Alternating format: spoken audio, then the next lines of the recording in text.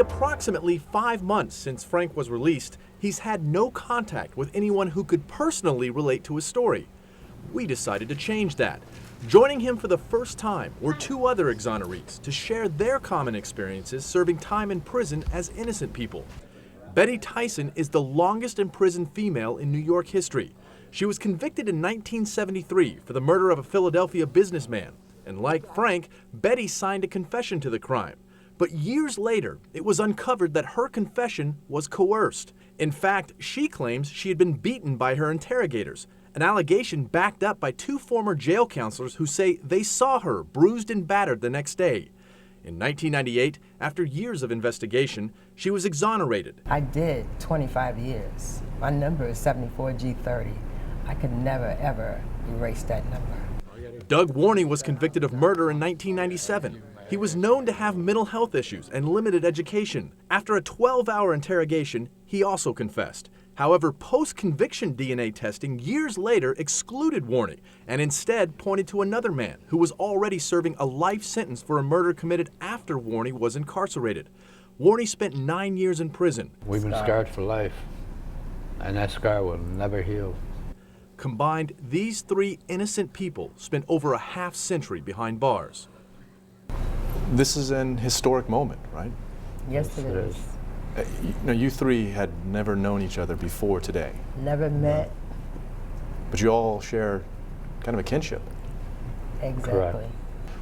What's that like? I mean, explain that to me. Frank, you and I talked earlier about this, but what is it like to spend decades behind bars, convicted, labeled a murderer? Heart-wrenching. Feels like you're in the back of a dumpster where they just hit the switch and that's it. You're here and you're gone. You know, like you're trash. You're nobody. You all have years under your belt in prison. Frank, what was the hardest thing about prison for you? Knowing that I was innocent. I second an emotion. You know, it's hard being in a place knowing that you didn't commit the crime.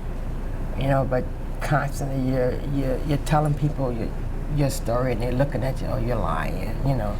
But you know within your heart that you're telling the truth. You know, that's a hurting thing.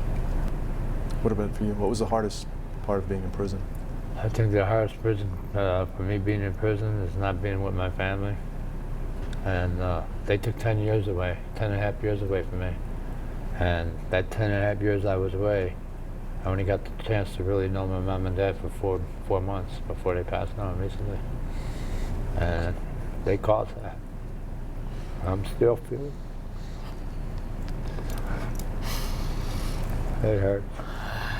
It does. It really does hurt, you know, because, I mean, you lose people, you know, like, if you're in prison for 2 or 3 years, that's accepted, you know, 3, 4, 5, 6, 7, then you expect for somebody to die. You know, it's gonna be an empty nest. Frank, you've been out of prison for about 5 months. You're the most recently released exoneree. That's it? Oh my God. You 2 have been out longer. You've gone through the horror. You've tried to transition. What advice would you give Frank? It's just like being in prison.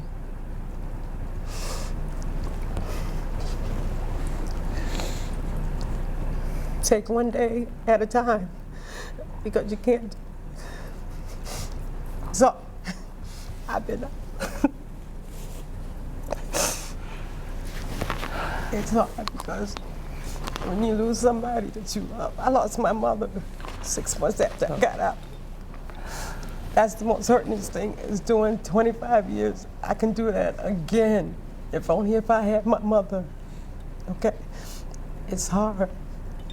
I struggle. It's just everything. But keep your head.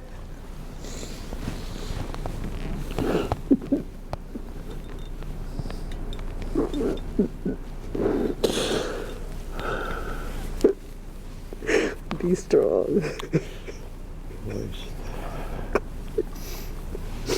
Because God is good. God answers prayers. He helped me. I'm still struggling. And yeah, I've been on a long time. I think I'm the longest one. And it's still hard What's the hardest thing about being out of prison? being free. Being free I and still knowing it go. can happen to you again. I still Any go given in a moment. cell whenever I go. I have a house, okay, but I still lock myself in my cell, and I feel secure. Nobody's gonna come in here because I got the door locked. You're still afraid of? Yes, I am. I'm not stopping for cops today. I refuse, and they better not pull me over for nothing.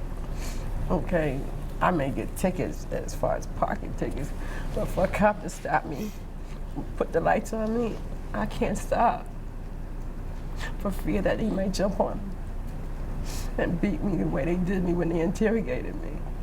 I can't do that again.